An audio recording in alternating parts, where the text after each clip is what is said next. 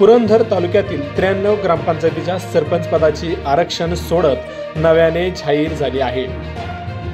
सरपंच पदाची जागा कोणाला सुटली हे आता स्पष्ट झाल्याने भावी सरपंच कामाला लागले आहेत। कोणत्या गावाला कोणतं आरक्षण पडलं याची आता यादी समोर आली असून ती पुढील प्रमाणे आहे।